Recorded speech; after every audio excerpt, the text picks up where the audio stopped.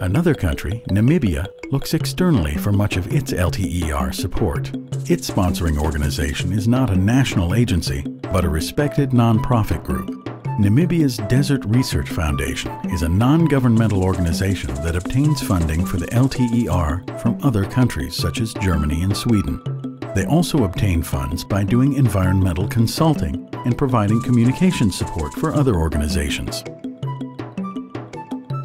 A lot of organizations have results, have actually started research years ago. Long-term research already exists. So about 2 years ago we spoke about how to share this information, how to work more as an entity. If we were to wait for one of the prerequisites that was stated, that our certainty for long-term research money is there, we will have to wait a very, very long while. Let's just start to move ahead. And with this strengthened interaction, we now stand a stronger chance of really having support from outside sources for the sort of research that we actually do. As an example, sustainable resource management and subsistence agriculture, which relies on really scarce resources like water and sensitive resources like our soil. Our final example is Canada. Their ecological monitoring and assessment network, called EMAN, functions as an LTER. EMAN identified existing research sites, 93 of them, and obtained funding from a central government office to coordinate and integrate research across the sites. The cold, hard reality is that you have to be pretty pragmatic about this. There has to be something immediate. There has to be a good that you provide out of this that is necessary and that fits into the priorities within your government and the way it makes decisions about resources and how they're managed. So in our case in Canada, we identified that the lack of an early warning system, the lack of early warning about what was changing in Canadian ecosystems that could feed into that policy process, that they could not achieve in any other way. EMAN has successfully promoted collaborative research across disciplines and across jurisdictions. They have even gone beyond traditional scientific networks to involve the public in monitoring core variables all across Canada.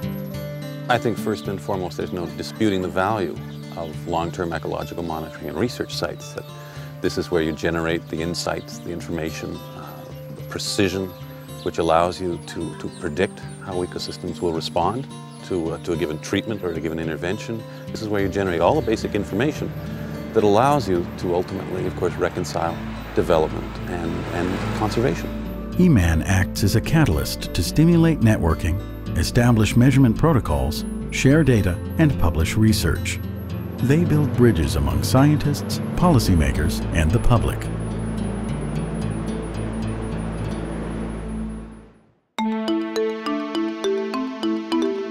These examples demonstrate different ways of organizing, managing, and funding LTER programs, yet they all use the same basic steps in forming national programs. 1 or 2 higher scientists promoted our action, and at the same time we had personal contacts with American scientists. There were some very valuable long-term studies in Lake Balaton, and at the same time we had IBP sites and we had also MAB, Man and Biosphere research sites. We try to convince people what are the benefits of such a cooperation.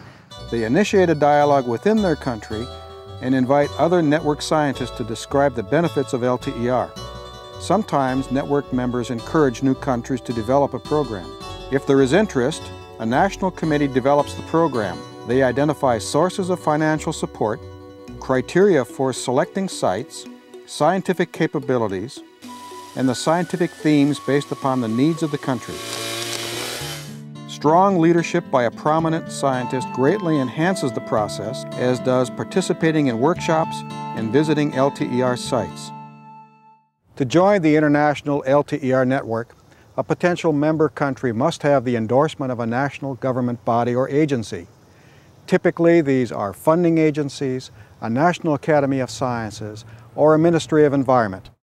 When the plan is formally endorsed by a national agency, the country is ready to apply to join the network.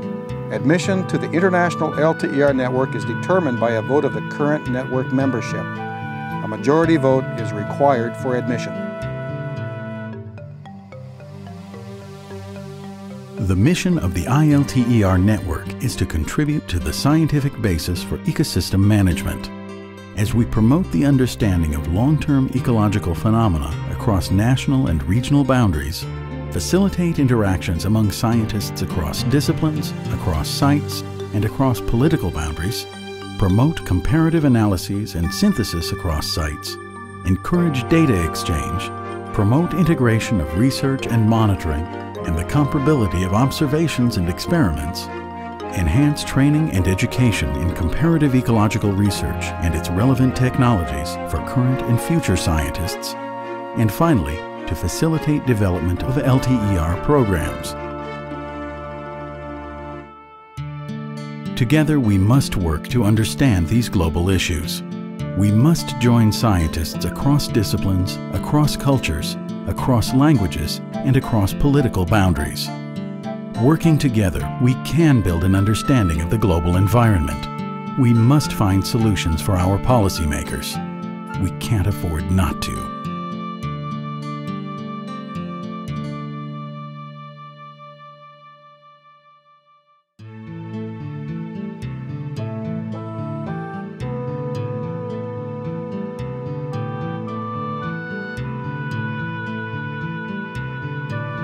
Erosion in Mexico supposed to cost the country every year more than $3 or $4 billion in terms of the fertility that we lose, in terms of the soil that we lose, in terms of the damage made to reservoirs, to flooded areas, and so on.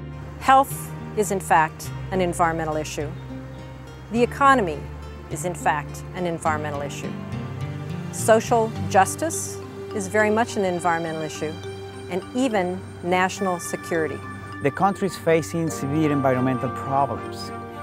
For instance, deforestation rates are among the highest on Earth. We're losing between 500,000 and 1 million hectares every year of prime forest. What we are cutting down in Zambia is affecting Mozambique in terms of watershed. Zambia is the source of Luangwa, source of Zambezi, and we're cutting the trees. But these things are affecting, the water is affecting Mozambique, is affecting all those countries down. So we're trying to see if we can work together as a team and see how we can avoid these conflicts. Because Mozambique one day may turn up to say, hey, you're doing too much harm up, that can lead to war.